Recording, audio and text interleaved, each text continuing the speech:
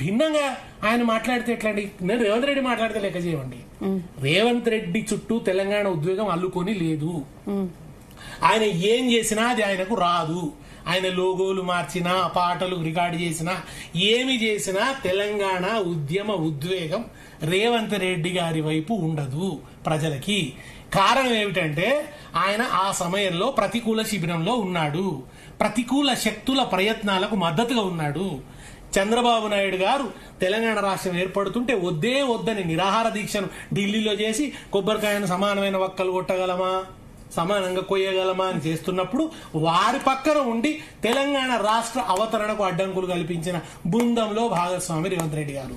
వచ్చిన తొలి ప్రభుత్వాన్ని పడగొట్టడానికి చంద్రబాబు నాయుడు గారు చేసిన ప్రయత్నంలో దానికి సారథ్యం వహించిన వారు రేవంత్ రెడ్డి. కానీ ఆయన పట్ల తెలంగాణ ఒక రైఫిల్ ఎత్తుకొని జేఏసీ మీదకి పోయిండండి. మేము తెలంగాణ మీద వైఖరి ఏందో చెప్పమని చంద్రబాబును నిలదీస్తామని తెలంగాణ జేఏసీ ఇదే కోదండరాం గారే పిలుపునిచ్చారు, ఎవరో కూడా కాదు. కోదండరాం గారే పిలుపునిచ్చారు నిలదీయండి అని. ఆయన పిలుపు మేరకు జేఏసీ వాళ్ళు పోతామంటే ఎవడరా వచ్చినాడు అని రైఫిల్ పట్టుకొని వచ్చినాడు ఈయన. ఎట్లా ఈయన చుట్టూ తెలంగాణ ఉద్వేగం కానీ, ఈయన తెలంగాణ ఐకాన్ కానీ ఎవరు గుర్తిస్తారండి? గుర్తించరు గాక గుర్తించరు. ఆయన అట్లా భ్రమపడుతున్నాడు. ఇవన్నీ ఏదో చేస్తే కేసీఆర్ కంటే ఎత్తుగా నా పర్సనాలిటీ. కేసీఆర్ ముందట రేవంత్ రెడ్డి గారు పిపీలికం ఎప్పటికైనా కానీ. ఉద్యమంలో ఆయన పర్సనాలిటీ ఈయనకంటే చాలా పెద్దది. ఆయన ఉంది ఈయన పిపీలికంగానే మిగిలిపోతాడు.